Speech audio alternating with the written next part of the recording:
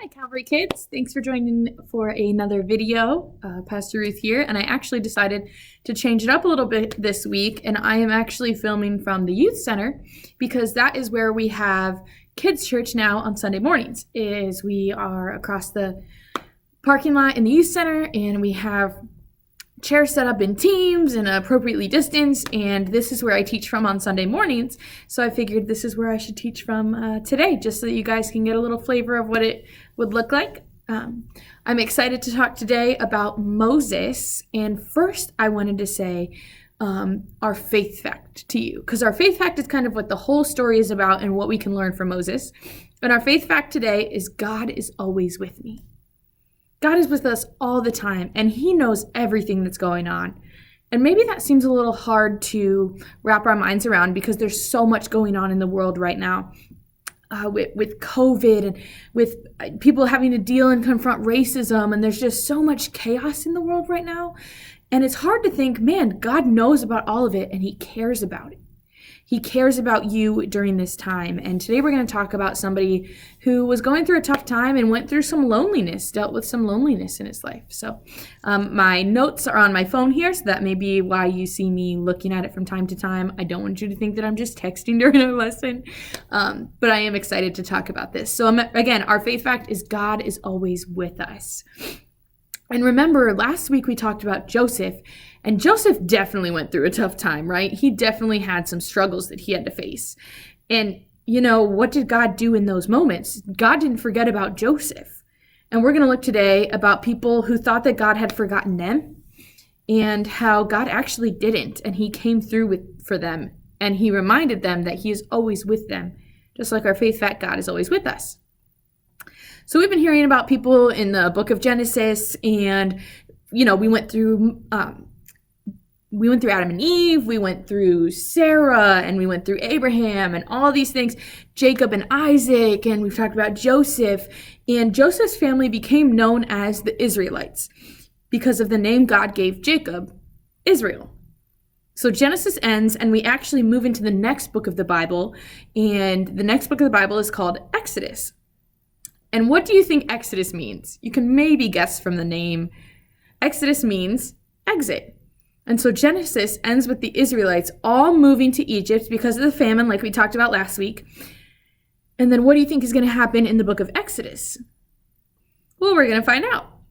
So eventually Joseph and all of his brothers died. They'd been in Egypt for a long time, and they eventually passed away. But more and more Israelites were born because that's where they settled. That's where the family stayed. So they got married and they had kids, and those kids got married and have kids, and they just kept building a life for themselves in Egypt. It sounds like a good thing, right? But actually, the experience went kind of bad for them because Joseph was the number 2 guy in all of Egypt, right? But then the people of Egypt became so afraid, and Pharaoh became so afraid, that they actually took all the Israelites and they made them slaves. And so they go from Joseph being the number 2 guy, right? Like the leader of everything except for Pharaoh. And now all of his descendants are slaves. How terrible is that? And it was horrible for them. They were forced to work and build cities and work harder than anybody else. And the Israelites, but they kept having kids. They kept living life. They didn't just give up. They kept getting married and having kids. And they grew larger and larger as a people group. And so now the Egyptians got afraid. And they started to kill the Israelite babies. And you may know this story. I feel like, you know, it kind of goes hand in hand. The story of Joseph was turned into a cartoon movie. And so was this story, the story of Moses. And Moses was one of those babies who was supposed to die, because Pharaoh was too afraid that the Israelites were going to grow even more, and they were going to become an even bigger people group, and they would overthrow everything. So he decreed that all of the Israelite babies had to be killed. But one mother actually helped her baby escape, and that baby's name was Moses. Have you ever heard of Moses before? Probably most of you have. How many of you guys have ever really thought about his story? Well, God protected Moses, and in a crazy turn of events, he actually ended up becoming adopted by the daughter of Pharaoh. So Moses, this baby who was born into slavery, was, sent away, and God protected him, and he actually ended up being adopted by Pharaoh's daughter, basically the princess of the land he was adopted by. And she kind of became his mother. And so Moses grew up in the palace when the rest of the Israelites were growing up as slaves. After living about 40 years in the palace, having everything he could ever want, Moses made some bad choices, and he had to escape from Egypt. He ran off to the wilderness, where he lived for another 40 years in hiding. And while he was there, he married, and he had a family, and he spent his days caring for sheep. But that's only half of the story, because the whole time that Moses was watching the sheep, what was happening to the rest of the Israelites? They were forced to work as slaves. They were beaten, and they were treated poorly, and they were losing hope, and they were wondering if God even remembered them, if he even knew who they were and the struggles they were going to, because it honestly seemed like God had forgotten them. And remember, our faith fact is God is always with me, and the Israelites thought God wasn't there anymore because they were being treated so poorly. But they kept crying out to God, and he knew what was going on, and he already had a plan in motion. And that plan included the guy who was hiding in the wilderness by the name of what? Moses.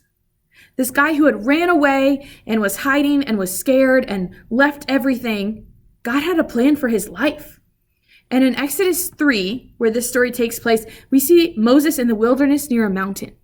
And he's taking care of some sheep, because that's what he did for those 40 years. And during this time, they got to a place, and Moses was watching his sheep up on a mountain, when suddenly there was a bush. And we all see bush and shrubbery outside our houses, or you come to the church and you see trees and bushes and all that stuff, all around. But this bush actually kept caught on fire. So imagine, you're showing up to church, or you're pulling into your driveway, and you're like, oh, I've seen that bush, I've seen that tree a million times. And then all of a sudden it catches on fire. That'd be crazy. That'd probably get your attention, right? And it maybe would scare the sheep a little bit. What do you think they did when they saw the fire? They probably ran. So Moses went over to investigate, and he's like, what is this? This doesn't happen all the time. Trees don't just randomly burst into flames. But God began talking to him from inside the bush, and he called out, Moses, Moses. And Moses responded to God. And then God told Moses to take off his shoes, and because the place was holy where they were. And then God said something crazy. He told Moses that he knows how bad it is for the Israelites back in Egypt. And God has a plan, and he's going to send Moses to Pharaoh, and Moses is going to lead the Israelites out of Egypt. Whoo! That's a crazy plan, because remember, this guy grew up with Pharaoh. Maybe not this exact Pharaoh, but he grew up in the palace still. And he probably almost definitely knew who Pharaoh was. And so now, but then he had to run away, right? Because he made some bad choices and people were looking for him. So he ran away. And now God is saying hey, I know you've been hiding for these 40 years, but the Israelites are in pain and they're hurting, and I have chosen you to save them. Whew, this guy is out there just tending to his sheep. And all of a sudden, God is telling him he's going to be part of this master plan to save the Israelites? Could you imagine? That'd be crazy. How do you think Moses felt? Moses had run away from Egypt, and all of a sudden, God is saying, hey, you're going to go back, and you're going to be center stage, and you're going to be the person to save everyone. But remember, there are two parts to this story, because the Israelites thought that God had left them, and they thought that he didn't even know what was going on in their lives. But our faith fact is God is always with me. And God knew what they were going through. Not only was he aware of the situation, but he had the solution by sending Moses to talk to Pharaoh. And God explained to Moses what was going to happen. Moses would go to Egypt, and he would meet with the Israelites to get their support. And then Moses would go before Pharaoh and ask if the Israelites could leave to worship God. To worship God on the same very mountain that he's on right now. Sounds like God has it all set up, right? Hey, you're just going to go back. You're going to make sure it's cool with the Israelites. You're going to get their support. Then you're going to go to Pharaoh. It'll be great. And before you know it, you'll be back on this very mountain worshiping me. Sounds awesome, but it wasn't that simple. God told Moses that Pharaoh was going to say no, because God was going to prove to Moses that he was always with him. And that even when it was tough and even when it wasn't easy, God is still there. And God doesn't only know what happened in the past, but he knows what happens in the future. And he knows that Pharaoh is going to say no.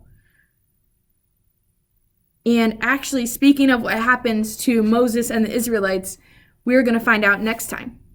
But let's look at this half of the story first, because this half of the story really focuses on how, Moses ran away and he was hiding, and the Israelites had been in Egypt for so long, and they were being hurt and treated poorly and as slaves. And this first half of the story is kind of tough. It's hard to see God in that. It's hard to see God in all of the pain and the hurt. And sometimes it's like that for us, right? It's hard to see God in 2020 because so much craziness has happened. There are probably some of you watching this who have barely gone outside this year because it's been dangerous for your health or dangerous for others. There are some of you watching this who started off in school and now you're learning virtually and it's hard and you've got a million sessions online and it's hard to focus. There are some of you who maybe started in school and went back to home and are back in school and back in home, and there's been so much chaos that it's hard to see God when it seems like so many things have gone wrong this year. But just like how God was always with the Israelites and he heard their cries and he had a plan, God has a plan for us too, and he has a plan for 2020. God knew when Moses was a baby and he ended up in Pharaoh's palace that eventually, 80 years down the line, Moses would come back and he'd save them. He had that plan in place so long ago because God sees our hurt and he sees our pain and he's always with us, even when we feel lonely or we feel upset or we feel like no one else understands. And so we're gonna learn about what happens to them next week. We're going to learn about the other half of the story because in this first half, it kind of felt like God wasn't there. But in the second half, we're going to see how God was there the whole time and he showed up and changed things in a big way. And so I want you to get excited for next week, but I also want you to think about, 2020. How has this year been for you? And it's not over yet. 2020 isn't over yet and your school year isn't over yet.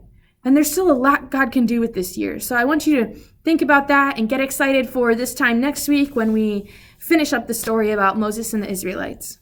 So I just wanted to thank parents. Thank you guys so much for everything that you guys have been through. I know it's been really tough for families, and I just am so proud of you guys. And I'm just in awe of parents during this time because I can't imagine having to parent a child during these chaotic times. So thank you guys. If you need any help or you're looking for any resources that could help your students while you're at home, please reach out to me. Don't forget about Right Now Media that has a ton of, Christ-centered shows and things that you could do with your student at home. So just reach out for me if you need any ideas. And just a quick reminder that the Wednesday night kids church is on pause now until the new year. We finished up our 6 weeks series this past Wednesday, and so we are on pause until January, but we'll keep you guys updated on those dates for when we return. So thank you guys so much, and I can't wait to share the rest of the story with you next week.